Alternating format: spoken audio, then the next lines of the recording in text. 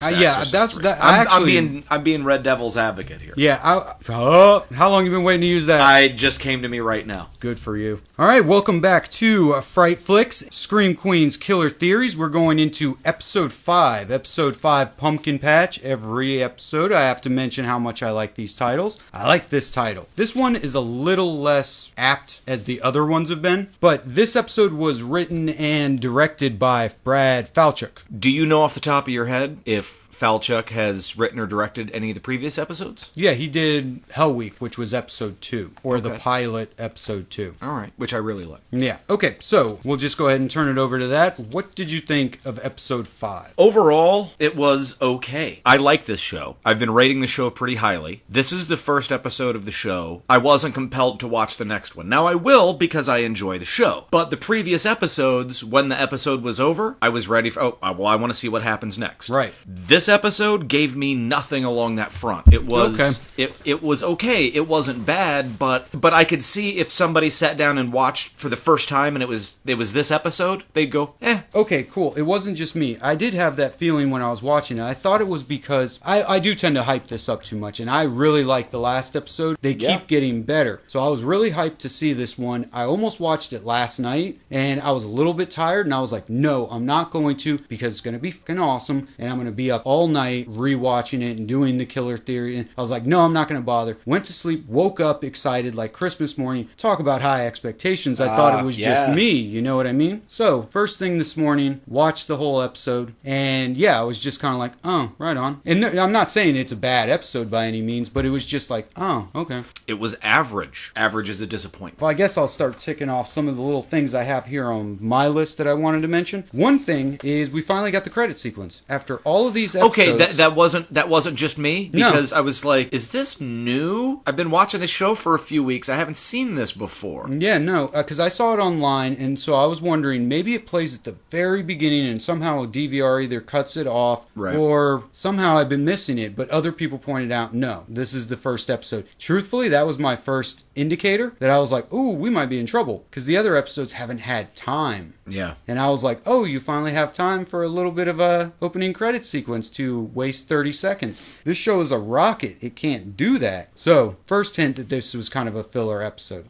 What'd you think of the credit sequence, though? It was slick and well produced. And I guess it sets the cutesy tone. I didn't like it. It was too cutesy. You know, like literally winking at the camera. Oh, not just winking at the camera, but literally, I'll tell you exactly why I didn't like it. It gave me the impression that the people making the show didn't take the show seriously. And I understand that it's a horror comedy show, but you should still take it seriously. Okay, interesting. Another thing, that's Chanel number 5, who pops up Nightmare on Elm Street style. Yeah. Someone mentioned, I think it was, oh no, it was Brad. Brad mentioned that next episode we find out what the deal with the earmuffs are, and it's not just a reference to Princess Leia. Okay. It was very heavy on the Chanels. Last week, I really liked how they gave Chanel Oberlin like a hint of another dimension with Chanel Oween. Kind of went away. It absolutely went away, and that was the first time that they had, to me, made any of the Chanels interesting. The one you're talking about, the Charles Manson's kid. Yeah. She's definitely got potential. She's kind of bland, but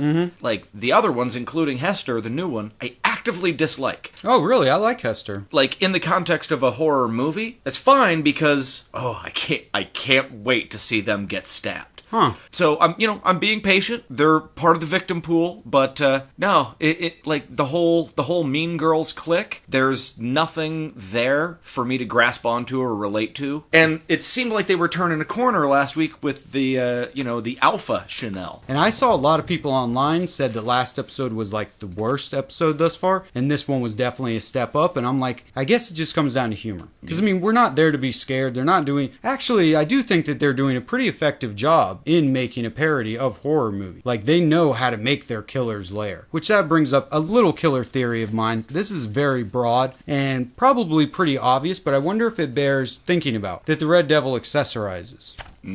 Yeah. Like, that could just be the uniform quality of the show, but this was the first time it stuck out to me that he purposefully makes all of his weapons she, red. Red, black, white is his color scheme. Very, very slick. Always very clean. And accessorizing, I hadn't thought of that, but just with the nature of the show, the fact that the cast is so predominantly female, I'm gonna be surprised if it isn't a female under there. It just stands to reason it's probably gonna be a female. Speaking of which, what did you think about the fact that the dummies in the killer's lair were all female mannequins?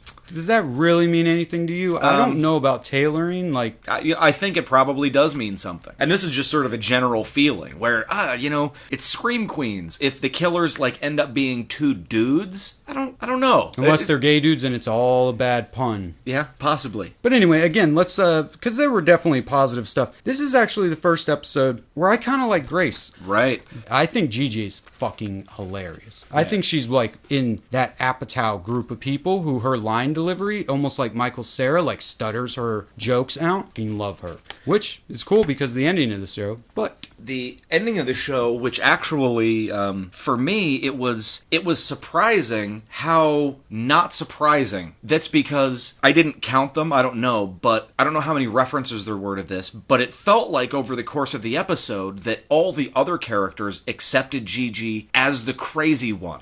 Sure. Referring to her face in the room with her, right, that she's obviously crazy. And everybody accepts that she's obviously crazy. So at the end, she's in league with okay, well I guess that's not a surprise because everybody knows she's crazy. They've been telling us for the whole hour. Maybe what's happening is we're getting used to all the tricks and we just, episode 5 it clicked and now we get it. Well, also for me, the ending, if you're going to have a reveal, you should really commit to it and try to make it surprising. And they hedged their bets because as surprising as on the surface it might have seemed to some people, all she really did was have a chat with somebody in a Red Devil costume and say, take care of him. She didn't even specifically say kill or elicit violence or anything like that. And then she's off to her date with so-and-so. Now, the him she's referring to and then the date, it could be the same guy. But in any event, she didn't say anything that was actually shocking. Exactly. She was just everyone, I bet you, was all right, well, let's tune in next week to see how this isn't a big deal. Right. But it was I picked up on that. It's the he she mentions isn't the other he that she's talking about. And I'm not trying to be like I said, negative Nelly about this episode. There was definitely some good stuff. I just wonder, if we're getting used to its bag of tricks. Well, and that just comes with the territory. We both really enjoy this show, but then again, when they have an off episode, we have to call them on it. Sure. Or else what are we doing? Just right. Then the Scream Queens, if your PR department wants to put us on your payroll, we will sing your praises of every episode. It doesn't matter if it's good or not. Oh, true. But but we're not in that position, so we just got to call it like it is. Yeah, that's the other thing too, is if we praised every single episode, that wouldn't mean anything after a while. Yeah. So you have to be a little bit of a critique. Anyway, I do have something again nice to say about Grace. Still think she's the killer. We'll get into a bit of that. But Grace had probably my favorite line. Her dad had my favorite moment, but she probably had my favorite line where she's like, no, Dad, I'm fine. Other than this sad, dead feeling inside. Right. Perfect, sweet, deadpan. I was like, I love it. And let's just get to one or the other. She's tolerable. I still can't say that, I'm not engaged with her character. She doesn't bother me. She's fine, but no, she's not grabbing. Yeah, she's the main character problem. She's only as good as Diego, and he must have deleted scenes because they're giving him less and less to do. Yeah. I bet you he's on the cutting room floor quite a bit. Yeah, like I said, the Dean and Niecy Nash talking, that was probably my favorite. That was a great scene. And it really was. They're dishing about Chad Radwell. Yeah. Because he slept great. with everybody on campus. campus. Awesome running joke that he's literally fucked every person. Single female character has an opinion on how he is in bed. Yep. And no two of them are the same. Yeah, I know. That's what was really funny, too. One thing I have to point out, this isn't a killer theory. I mean, I guess it's a killed theory. But it basically comes down to this. Is if we've noticed anything about this show, also, as it's gone on, they love irony. Yeah. They're big fans of irony. Whether in their dialogue or visuals, whatever. Jamie Lee Curtis in that scene says having sex with Chad was like getting stabbed in the abdomen. Yeah. I'm like, write that one down just to see if I'm right. And I have a whole list of these things to start seeing if they pay off, which that's one of those things which it's going to pay off. Yeah. Writers cannot help putting that kind of shit in there. Definitely. Even the best movies still make those jokes. That's going to happen. I don't think that means it'll be Chad or anything, but we already established it can't be Chad or Earl or the armless guy, obviously, because they were both there when two Red Devils. But I do think the ending very much could have hinted at there's there's now like 3. God, who fucking even knows, man? Yeah. Anyway, Oakland nachos. That was a big thing for me. Because who other than Grace knows that Zayday likes Oakland nachos?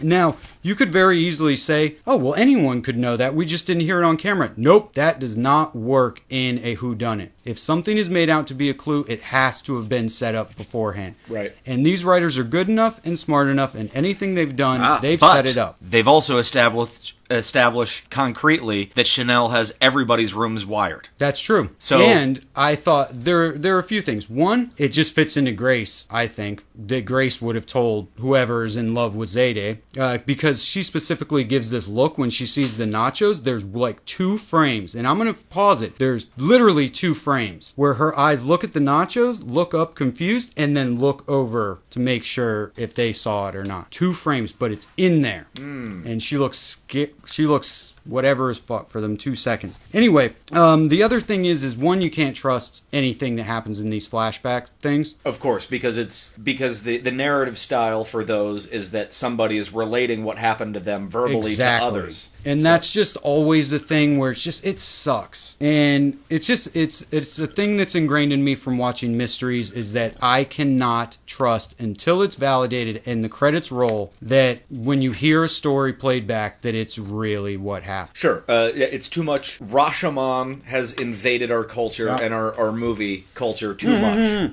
Explain what Rashomon is for anybody who doesn't know.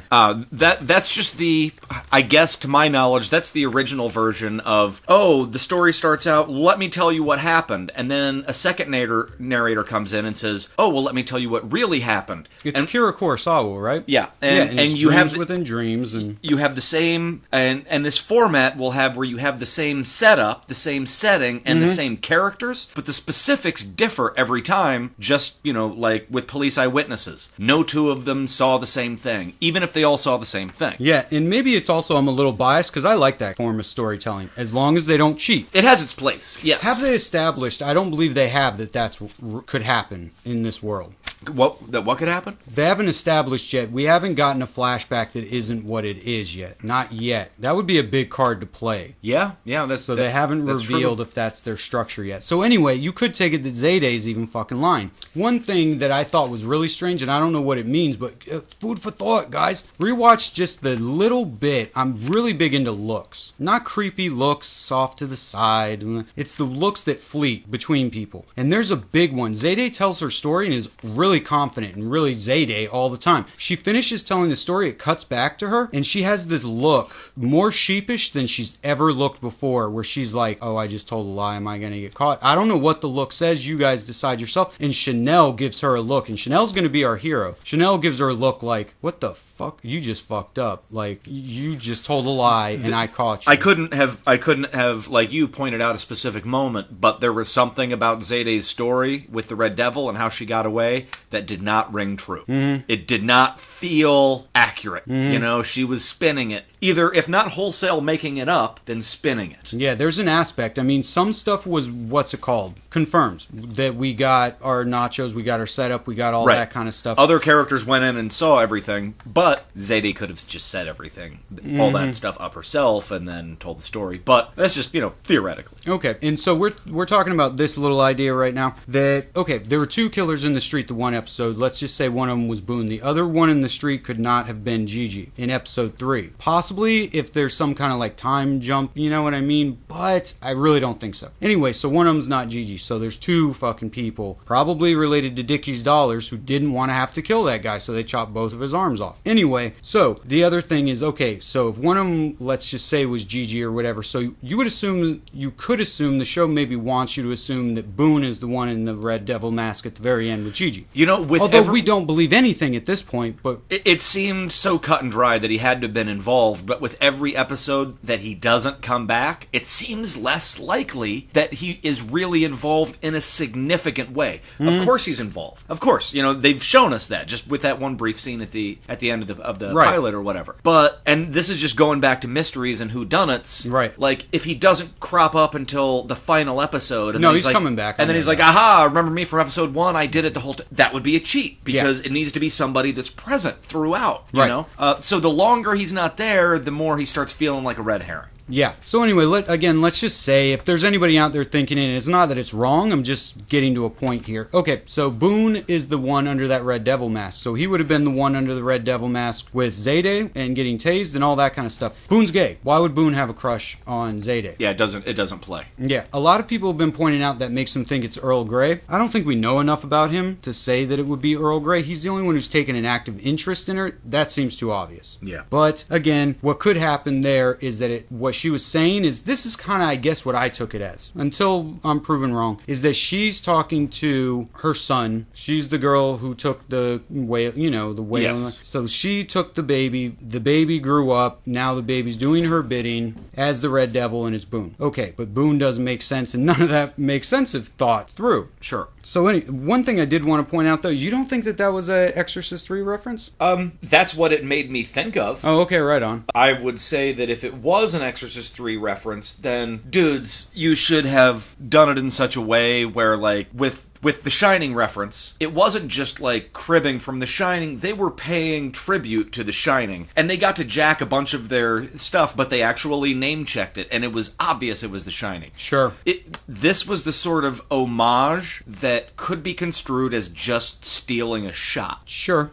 Which something that a lot of people level at Quentin Tarantino all the time. Oh, it's an homage. Yeah, it's an homage, but if it's like real quick and well done, and it's just a great shot, it's going to be lost on people. But I mean, I do believe it was a reference to Exorcist 3. I'm being Red Devil's advocate here. Yeah. How long have you been waiting to use that? I just came to me right now. Good for you. No, but I thought it was one of those really cool things from Brad, who's a horror movie fan, that he would just throw something in there, not point it out, not anything. That really, it was like, that literally made me like, yeah, like I got excited as shit, because it also, like, I went back and looked at them, and it does the crash zoom right at the right moment, and I'm taking it, and so they haven't confirmed, but I'm taking it as that. I like that. No, that's how I read it. Not everything is like, hey, tweens. So let's see. Dodger got killed. That bothered me too, because this is not a main character. They're using side characters that we've never even really met to pad their kill count. I actually don't have a problem with that. It is an ongoing show. If you want to have a high body count, you've got to have a lot of red shirts to feed to the beast. Sure. Or else you just have to start out with a cast of 40. Well, then, and this was a problem that the show Scream had, was there weren't enough kills. They should have brought in some red shirts and killed them. That's all they had to do. And they had the flashbacks to work with. I don't know. I just don't like the fact that we have a whole bunch. You know what I didn't like about that? We've seen was they should have killed both of them. If you're going to bring in these two idiot side characters that we don't care about or never seen before, why not kill them both? That's true. That's true. That was my only thing. It was, all right, you brought this guy in specifically to die, but his brother's there. Why not have him die too? Yeah, that's true. Okay, so that's pretty much it. As far as killer theories go, like always, we're going to state who are killers, which are now, in my opinion, jumped up to 3, if not more. If it's not the domino thing that you said, that it could I'm so convinced now that there are multiple killers with their own agenda, not necessarily like, oh, there are 3 killers all acting in concert. Yeah, no, they're not cool. There's a crazy person killing people, and then there's also Zayday, who's also crazy and killing people, and there's also Grace, and they're not working together, and they may not even know. And that's a big thing I got from Zayday being romanced by this killer somewhat. Yeah. Maybe that's why she's attractive to said killer. Yeah. Is because she's also a killer. True. Something in the blood. Yeah, but I have to say that I'm a little bit frustrated just because it's like, all right, come on, give us a little bit more, whatever. It's a little bit frustrating to just be like, there's so many options. And it's not even like, oh, there's so many options. It's like, dude, you've shown us so many people can't be and then can be. Like, you're not, the rules are escalating. Like, you're not giving us any footholds to go on. Sure. So it's a little bit frustrating, but what are you going to do? On this one, I'm still going to stick to, I guess, overall is what we'll call it. Overall killers, Grace and Melanie. Dorcas, who, from the first one. Who's been in the show for like 10 seconds. I know. Still got to stick with it, though. Yeah. And I mean, it's a sound theory, and I wouldn't be surprised for that story to come up somehow. But just same thing I was saying about Boone. The farther and farther we get into the show, and that character, like, hasn't come up again, hasn't really been mentioned hardly at all. Yeah. It gets harder to accept, where if it is revealed as being her, it's going to be like, that's unsatisfactory. I know, man. I cannot help it. I was, after watching it 3-4 times in a row, the opening, when the first time Red Devil shows up, it's in her eye after getting victimized. No, I can't shake it. It makes a ton of sense. Cannot shake it. So, those would be my two. Do you want to confetti throw a name, two names in the air? Well, I'm really liking Zayday now. Oh, really? That's interesting. Yeah, and I didn't even pick up on the look that she gave the guy earlier. Just something about the story she told seemed off to me. Is that really basically the only thing, or it's an accumulation after all the other? Oh, sure. I mean, they, like every other character on the show, and this is what makes it hard to do, is they systematically go through and give you evidence why every single person is the killer. Because look how creepy they are. Look what they said. Look what they did. So it's... they kind of be trying to make every effort to not make her out to be it's one. an orgy of evidence. Yeah. But all I have to say is that if your grandmama gave you a chainsaw and you sleep with it under your bed, I mean, that's pretty insane. And wouldn't it be clever? Wouldn't it be funny if, after all the abuse she takes for being an idiot, Niecy Nash is right? She's right on the money. She was right the whole time, and no one takes her seriously because they would she's so love that. cartoonish. Yeah, they would love that. You know, that's the sort of thing that these writers would be like, aha, she told you the whole time. Yeah. Plus, I like the idea that it would be a black female killer. I really like that idea. So even if it ends up being her, I like that they were progressive enough. I'll take it, whatever. The other thing I like about it being Zayday is I watched some behind the scenes where everybody was like, who do you think is the killer? And blah, blah, blah, blah, blah. Do you think you are? And blah, interviewing all the cast members. And she was the only one who was like, it better not be me. Zayday is going to be president. She doesn't have time to be. She's the only one who doesn't want to be the killer. Nice. No, go. I hope she gets it. Yeah, I know, right? Another thing is Leah Michelle, I believe. Michelle? Okay. I think. Neck brace, and she has like 3 names now. Anyway, so she says she thinks there was this whole interview that Ryan Murphy was doing with her and Chanel, Emma Roberts, and she's like, oh, I think it's Grace, and I think this is why it's Grace, and it like knocked a pause into Ryan Murphy. He's like, oh, that's interesting. You know, that actually brings up, side note, something that I want to... When you mention things like the looks characters give each other and things like that, when said characters don't know the end result and don't know who is actually the killer, how much stock do you put in these looks? Maybe it's just an acting choice and it doesn't really mean anything. Oh, well, that's directing and acting. Is when somebody makes a quote-unquote normal face for their character, that's them acting. Like, more than likely, and you can hear Wes Craven talk about this at length, how to make a convincing whodunit, is he would always film people looking sinister. No matter who they were at any point, he would always find a way to give sinister looks. Sinister looks are a very, like, planned out thing. And inquisitive versus this versus that. And then I assume they do multiple takes, and even the actor's surprised which sinister, quizzical, look gets shared with who, and da-da-da-da-da. No, so that's all I would assume directing, and maybe a few get in there here and there, but they're very conscious of that kind of thing. Okay. That stuff in a whodunit, I think, reads, at least to me, more than words. Tends to.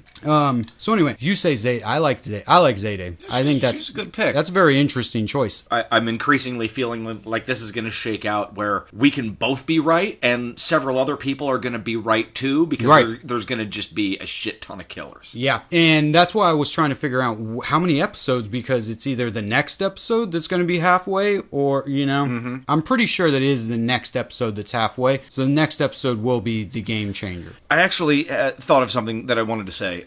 We had been asked several times, because before this, if you hadn't listened to our reviews of the MTV show Scream, we covered that for the full season, and we really got deep into the whodunit aspect. Yes. And we got asked several times, oh, well, how do you know? And we broke down several things that we look for, but every movie is different, and all these people are reading from the same rule book and then adapting it their own way. And really what it comes down to is just your gut instinct, and then sticking to it or not. Well, the thing I'll say this, is that Scream was written by the book. That's why I could call almost every episode by, because it was written, if you've read Save the Cat, which is a really good screenwriting book, but do not follow it line by line. Right. Because then anyone else knows where you're going with anything. It's only the details that change. That was like this. These guys are smarter than that. This show is smarter than me as far as writing goes. Does it end up being good? But it's smarter than I am because they're changing the rules of the books. Maybe. Maybe. that everyone's read. We gotta wait till it's done before we can decide if I'm it's talking smarter about than you. structure and moments. Right. I mean, I just remember the first time in the theater I saw the first Scream. I went and saw it with my sister. At one point, I leaned over to her and I was like, "Billy Loomis, he's the dude." She's like, "Okay." Later on, Billy Loomis gets stabbed to death. You know, and I leaned over to her and I said, "I don't care. It's still Billy Loomis." I thought it was him, and then regardless of what the movie told me, I'm like, "Yeah, you know what? I'm just gonna stick with it." Did Stu get you though? Well,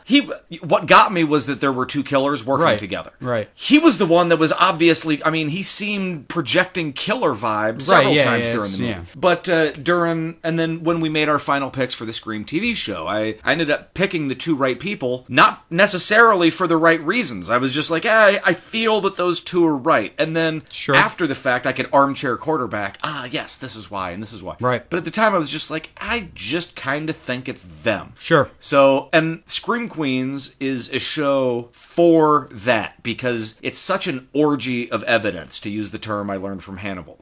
It's an orgy of evidence. Minority Report. You know, there's so much there that it really could be anybody. So just, who do you think it is? And have your own reasons, and then stick with it. Yes. I don't know. And we will be back. Yeah, we'll be back next week, of course, with even more killer theories, reviews, this kind of thing. I do like the show. I'm definitely sticking around for it. Overall rating, what would you give it? I would give it a 5 out of 10. It was the first episode of the show that was average. You know, and this is a good enough show that, hey, your worst episode so far is average, and didn't actually drop so far as to being bad. Yeah. Just average. Right. Yeah, I would give it a 5 too, just because some stuff really just didn't sit well. You're right. It was average. Yeah. And that's not a bad thing. That's definitely not a good thing either. You know, it's accepted in TV series that you're gonna have filler episodes to build, to pad to pad the running length. And you got to give them credit. This is a hell of a filler episode. You still get a lot of entertainment for a filler episode. You do, but I would also counter by saying we live in a post-Breaking Bad age when a producer, a showrunner, can basically call his shots and say, I'm going to give you a season of 8 episodes, 10 episodes, 12 episodes, 30. Why don't you deliver a show that you can deliver? I think we're getting to the point where we're post-filler episodes. We're evolving past that. Sure. But for a filler episode in the classic TV vein, it was fine. Yeah, exactly. I liked it. But yeah, I would go ahead and give it a 5 too.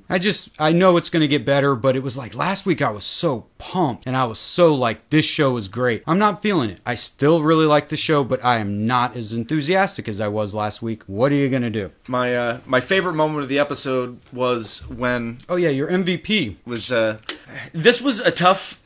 It was very hard for me to choose an MVP this week because this was so much more of an ensemble, and there wasn't one person that really jumped up. So I am rewarding just like one line or one scene, because Chad gives this inspiring speech, inspiring in its stupidity to the whole group, to get them all riled up, and everybody buys into it except for Jamie Lee Curtis, who's like, "Oh no, the dad doesn't either." Yeah, and she's like, "How did he get into this school?" I don't know. That was my one laugh. So Jamie Lee Curtis, then? that, and then my second favorite scene was her and Niecy Nash in. Oh yeah, no, that was having great. a drink together. That was great. Dean Munch is your Jamie MVP? Lee Curtis is my MVP for this episode. Nice, Candy. And this is the first time that a female has won the MVP for Scream Queens for me. Huh, that's true. Yeah, it was Glenn, and then it was Pete. That's true. Yeah. Oh, Glenn Powell is the actor's first two name. episodes were one time and we didn't do it back. Okay, yeah, and mine has to go to Oliver Hudson just for that one fucking look. Killed me, and I'm so happy that they gave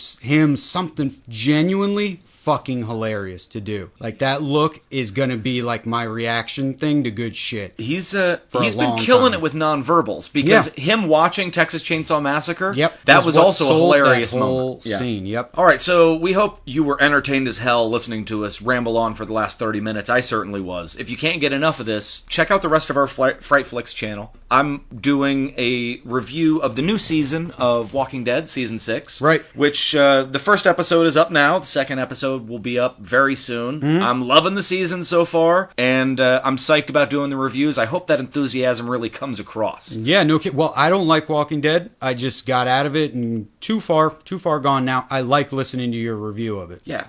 Good. That is heartening. Just sucks, again, that I wasn't listening to your reviews from 3, because I want to know the story. I want to know where it deviates from the comic. Nate will let you pretty much know all that. Absolutely. Also coming up on the Frightflix channel, on Halloween Day, we're going to be showing my short film, Murder Clowns, A Family Portrait. That's going to be on the channel for 24 hours. Yes. After that, we're still going to have some commercials, some promos, maybe some interviews up about it, and the movie will be available on DVD. It's a short film, but it also has a deleted scenes track and a couple of different audio commentary tracks. So yes, definitely check out Murder Clowns. And we possibly will have to see. We'll be covering American Horror Story. Like I said, those are always kind of a TBD because we have these other things we really like to get out to people. Hopefully that will be up by Saturday or Sunday. I'll be watching that tonight. We're recording on a Wednesday for some weird reason, so I'll be recording that afterwards, so watch out for those. And last week, if you haven't checked out our premiere review of American Horror Story Hotel, you definitely should. Anyway, so definitely check that out and let me know if you want me to continue doing those. And we have our 31 days, 31 nights of Halloween. Those are always running. A lot of good stuff coming to you in the next few weeks, and Halloween coming up soon where we got lots of good stuff. So we'll see you next time here on Frightflix and Scream Queens Killer Theories, episode 6.